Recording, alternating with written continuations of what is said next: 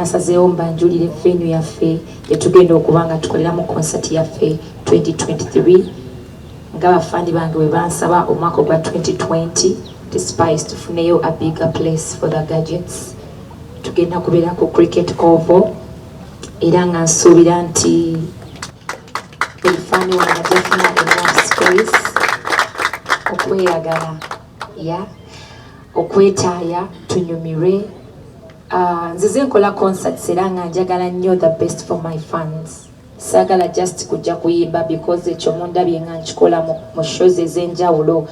So njagala nnyo mbawe ekisinga because you deserve it.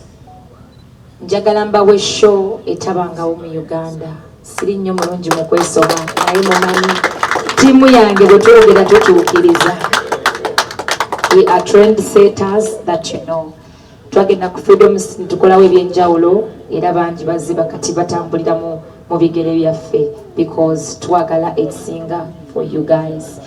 Era cricket oval mu 2023 nga 13 mbabuulira is not just going to be about Spice Diana singing. It's going to be a show to remember. It's going to be something worth your money. Zogendo Sasula. From the stage, from the security, from the performance, the costumes, the dancers, everything.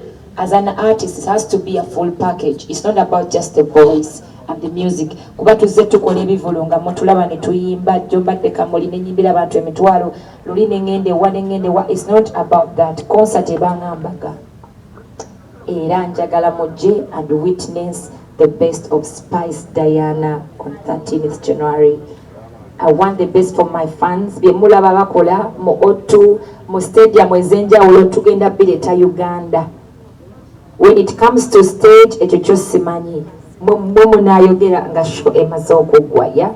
Programu ene kutuswako aba CP Coffee Academy abasangibwa mu UAE, Dubai ne Abu Dhabi nga bano bakugu mu coffee basomesa barista training, roasting ne brewing ku mutendera gwa certificate ate bakuyambako okufuna omulimu ng'omaze okusoma. E Dubai basangibwa ku Al Ansal Building opposite Safiu Tower. Mu Abu Dhabi basangibwa ku Electra Street Cop Building next to ADCB Bank.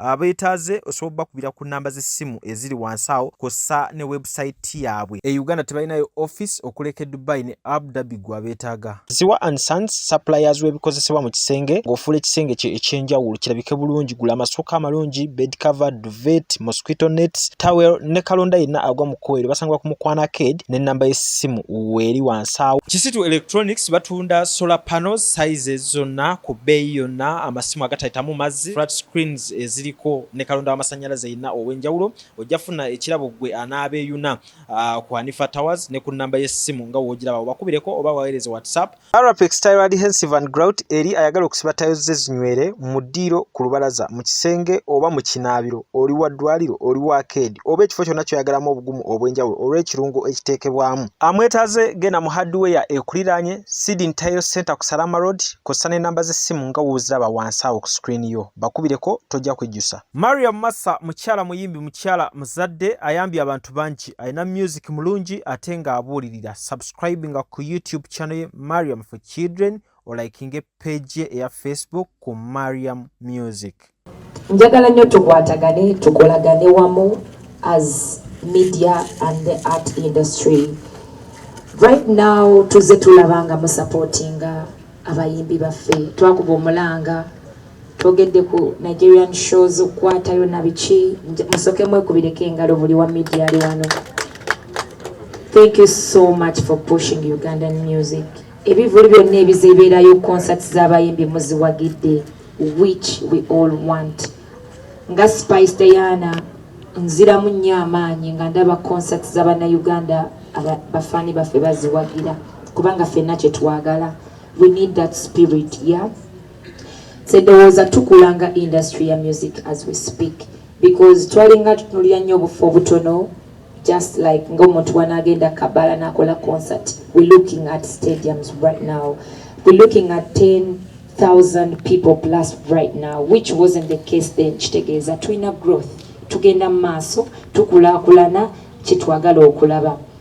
I've seen concerts ezibaddewo previously tewabaddewo flop name ya kitegeeza tugenda maaso. So njagala okwongera okukkaatiriza ensonga yo supporting our own. Let's support Ugandan music kubanga tugenda funayo any music atali Ugandan music nga yewaffe. This is our culture, it starts from home nekiryoka kitambula ewalala. How can we be better mu kino? Twagala nnyo ebiseera ebisinga okusoosowaza what is not ours. Ate nga tuleka ekyaffe. Ebiseera ebisinga teri neighbor ayinza kwagalira mwana wo singa gwe bw'oyinza mwagala kuba gw'amanyi obulumi n'omwana wo kyategeeza mu bulamu bwo. So I want us to use that tumanye nti nno ffe abayimbi ab'e Uganda ffe bammwe. Ne munaatambula ensi ogimalayo temugenda sangayo mulala wammwe apart from us. Let's find a way okulaba nga twekulaakulanya. If wajja ku front page in 2018, I feel like omanyi Spice Diana owa 2018 ku front page ne Spice Diana gw'otunuulira eyakuba Freedom City. Owulira otya ng'oli part of my journey nga gwa makings n'ogamba nze badde nga nkuba stories za Spice. I let her fans know about her life. Nenzanya music we. Nemwogerako nze sisuubira nti waliyo ekibi ekyongerako okuleka okugattako okutoolako. To my media guys, my friends, brothers and sisters, tuleme kunoonya cheap popularity, cheap likes and views. Let's focus on pushing our art industry. Ejjaba surprising nnyo tejjagenda wala nnyo ate tugenda kulaakulanira wamu ffenna tukifunemu tugaggawale. Because personally mukama mpadde omukisa okumitingako some icons okutambulako n'endaba ensi bwetambula nebuuza ku balala how their industry bwetambula mu nsi ez'enjawulo ne bakugamba the only way they have made it it's because they support their own. Ate era balina ebibi naye bapushinga birungi kubanga teri muntu ajja kujja Uganda nga mulimu entalo mulimu okutta abantu mulimu enguudo embi buli muntu ali outside Uganda nalabanga Uganda erina climate ennungi erina parties erina abantu abali welcoming ajagamba jagala genda Uganda. Let's sell what is good about our country. Ne bw'oba ng'olina amaka ng'omanyi mubeera mu nnyumba ne mukyalawo, when you go out there oyagala painting kifaananyi kirungi about your family because that's what you want the other people to see. Sisubira tojja kwagala ogambe bannaffe twasuze enjala ewaka mukyala wange bannanga ayomba mukyala wange awunya akamwa. I don't feel like you want that kind of picture mu public about you and your family.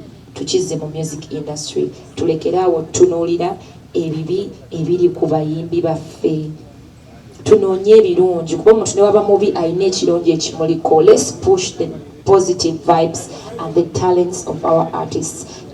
Tugenda bazaamu nnyo amaanyi nabo bongeremu effort y'amaanyi okulaba nga tupushinga industry. Buli ali wano situbira nti waliwo omutembeeyi ffenna tulya ku art industry. Lwaki ky'oli ate oyagala okikube wansi next year onofuna woolya. If you've gained from Spice Diana being an artist, I feel like if you push her more ng'obadde omulyako emitwalo 10 next year osobola omufunamu akakadde. Not physically but from your business. Mu ngeri yonna gye mukolamu. So I feel like we can do better. Let's stop pushing the negativity about our art industry to pushing ebirungi ebiri ku art industry yaffe. It's going to make us better people. I don't know bakye njogera tekikola sense but tulina obuzibu nti omuntu ajja ku YouTube najja nga wa wiiki emu bloga nayagala alwane n'omuntu abaddewo emyaka alwanye n'ekintu kyakizimbye. Kati nga ffe abali mu industry abaddewo teacher, let's try not to make that happen because you know how hard it is to make something out of ekintu ekitaliiwo. So that's my idea. Gyendowooza kisobola okukolera awamu okulaba nga tumuvinga industry yaffe faafa buli omu asobola okuba nga ate akifunamu. 2023 nga 13 Jan, it's a day for all of us. It's a day to celebrate Spice Diana and the Gadgets. This is not my day alone. Njagala nnyo ntuuke nga it's not about a song. My concert is no longer about a hit song. ndi artist ayagala celebrating a love gyenfunye mu bafanzi bange nange gyensobodde okuddiza. It's no longer about a hit song. It is the love you guys have shown me. It's the love gyenjagala nange okubaddiza. It's not about akayimba batutadde over whatever it is. No. Njagala nnyo tukole ekintu kino nga kya mukwano. Buli ali eyawulira nti Spice omwagaliza the best in this industry. Buli ali awagamba nti Spice muwagidde kuva mu 2014 and oli omwana gwe nalabanga a teenager kati avuddemu omukazi. I want to see her better. I'm proud of her journey. 13th January is the day to celebrate me, to celebrate you guys for the love that you've given me. Mu kintu kino sikoze nzekka. Of course, Manager Roger, as the headmaster of this whole thing, before any concert in my life, I met Manager Roger Nangamba. You're going to do a concert. Nemugamba nze ntya concert. Sina wentandikira. Nangamba you can do it. Era twatandika concert ku front page. Nangamba tutya kutandika n'ekitono. Bona olinda ekinene otandikewo ng'oli munene oyinza obutatuukayo. Naye buli wotandika ne baby steps mpola mpola ne tuva ku front page n'abantu nga 2,000 n'ogenda ku Freedom City n'okola abantu 16 plus n'oddamu n'okikuba n'ofuna abantu 1 plus ku 2 kitegeeza omuntu oba okulaakulana. Ye muntu aba akwagaliza ate omuntu tava from 1 natuuka ku 100. There is 1, there is 2, there is 3 up to 100. So Manager Roger, thank you so much for believing in me, pushing me to do this.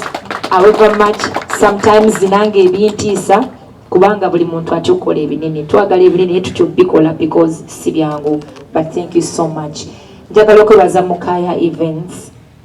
Omwami Mukaya is our good friend. Tukoze naye emirundi egiwererako ddala mu shows ez'enjawulo. Personally, I love working with my friends. Chimpa peace kubamba manyi tujja kutegeeragana. Kyova olaba nti no twasazeewo tukole ne Mukaya Events kubanga mukwano gwaffe tuzze tukolagana naye mu mirimu egy'ebivulu era kyova olaba nti akoze buli kimu okulaba nga concert eno ebatuukako. Mumupeere engalo ez'amaanyi Mukaya Events. Era nsuubira nti ng'omuntu ayagala nnyo ebintu ebiri organized and professional nalonze ttiimu esinga. Mukaya is a very organized person wamu ne source management, that's Manager Roger ne Mike. Tugenda kuba nga tutambuza ekintu kino okulaba nga buli faani wange ali gyali ategeera ku concert. Naawe ali wano nkusaba kyongereyo okitambuze. Let everyone know about this day kuba saagala bannange tusubwe ekintu kino. Twatandise dda rehearsals era gye tuvudde okujja wano eno okulaba nga buli kimu tweteekateeka. Tetwagala bintu byakupakuka. If you know Spice Diana, you know weba concert tutandikirawo okulanga buli kimu ne kitambula mu time yaakyo ne tukola ekintu ekirungi. So tewabaawo kutya mu kintu kyonna. Bw'oba oyina ekibuuzo kyewe mulugunyaamu oli wadde mbokimbuuza kozi nazze kubaddamu. Mukaya Events yaffe abali wano ng'era yaffe abategese concert ya Spice Diana 2023 nga 13 January Cricket Oval e Lugogo. A concert eno musuubire ebintu bingi ebyenjawulo ebitabangawo. Stage ejja kuba yanjawulo nga temugirabangako mu Uganda. Security, costumes, n'ebirala bingi nnyo. Ng'era twasazeewo okuteeka concert eno e Lugogo nga tusuubira nti wajja kuba watumala olaba abawagizi abangi be tusuubira okujjamu eno concert. Ng'era njagala okusookera ddala njagala okwebaza source management olw'enkalagana ennungi wakati wa Mukaya Events. Tukolaganya ebbanga ddene ne Spice Diana ng'era tuzze tukolagana buli kimu. Ng'era tumwebaza olw'okutuwa omukisa guno n'atukkiriza okuteeka concert 2023. Amannya gange nze Nsuuga Mustafa nkola ne Alihira Holdings era ndowooza abantu abazze batukubira bagenda olaba nga yenze yennyini bwe balaba mu video ate nze gwe balabye ku ku site yaabwe. Biodigester kirabise nti kati abantu batandise okukkiriza nti gwe mulembe oguliko. Kituufu. Kuba okusookera ddala omunnayuganda yali amanyi nti yaabo bokka abayina enzigi enfunda kuba tuze twogerako nga ddala olabira ddala ennyumba eri wano naye nga tetulina kabuyonjo we tugiteeka. Ku mulundi guno apartments zino zirabika nga zirina space nnene nnyo naye era nabo basazeewo okukozesa nkola eno. Basazeewo okukozesa nkola eno lwa nsonga olw'ebirungi n'emisomo gye tuzze tukola ki tusomesa abantu. Tutundire ekinnya mulundi guno engeri gye mukikozeemu. Leero ndaba mwawudde mu bibiri saate bulijjo tubaye tulaba nga ye batadde tanka eno wabbali kwe muteeka amayinja. Okay, biodigester neri entono kuba kati ndaba mwasemba otulambulako nga tukola entono y'abantu 40 eno y'abantu 100 gye tuzze okukola olwaleero. So ekigikozesa nti nno oluusi twawudde lwa nsonga bantu 100 kitegeeza amazzi mangi. Oluusi ky'ovalaba nti omuntu oli ankubira ne mugamba ogenda giteeka kuki ku nnyumba y'amaka, apartments, muzikiti, ekereziya. So oli wambuulira ki kwagenda ogiteeka nsobola determininga ne ngamba otuteekewo y'abantu 10, otuteekewo y'abantu 5 oba tuteekewo y'abantu 4. Sooka otulambuliye ku migaso nannyini nnyumba zino gyagenda ofuna mu biodigester eno gye mumukoledde. Kakati nannyini nnyumba eno yeesiimye nnyo lwa nsonga nti eno biodigester era emigaso gyayo egigirimu gyagenda ofuna. Ekisooka tagenda keera lunaku agambe nti bannange septic yajjudde nti nno ajja aleeta ekimotoka ate kimuggyako ssente ng'olwedde yagizimba. So biodigester tegenda keera ku makya nti ejjudde. So nawe ekyo ogwo mugaso gwe gusinga kubanga eri gundi yaffe twagikolanga naye ate era still ng'ejja n'ekulya lwa nsonga nti ebeera etuuka n'ejjula. So etuuka ng'esigala ekulya wadde nga ate wagiteekamu ssente yo nnyingi. Ekyokulala nti beauty ye egenda vaayo eya compound nti nno pavers zigenda kuva eri engulu yonna gye mulengera paka eno. Amazzi era gagenda draininga gano ag'enkuba nga gagenda mu kaala akali ebbali awo nti nno beauty y'olujja egenda vaayo bulungi nnyo. Newe manjagala simbawo muddo kisoboka. N'oba oyagala simbawo muddo ogwo kubanga kati singa owa kamera waffe akulaga nti nno system ogira nti eri wansi fuuti 2 kweno level kwe tuyimiridde. Wansi fuuti nga 2.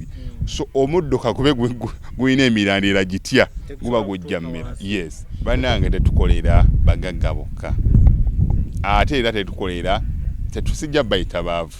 Omuntu wa wansi omufuna mpola ffenna gye tuggwa nange ndi mufuna mpola. So sikolera bantu sina kika kye ngamba mbuno nno nkolera baneeno wabula buli omu era buli omu nga bwozze bwe tukola ki bwe tukwata. Kati Alihira Holdings Uganda Limited tusangibwa Kamoocha Prince Charles Drive plot 45. Kamoocha we wali offices zaffe. Tuyina namba z'amasimu esooka ya Airtel 07017 66992 neya MTN 0789 224230. Abasinga batumanyira mu biodigester kuba bwe tuvudde nnyo mu kamera naye nga abaklanti baffe abapya n'abakadde bagenze bakitegeera nti no ne general construction yenna mwetuli.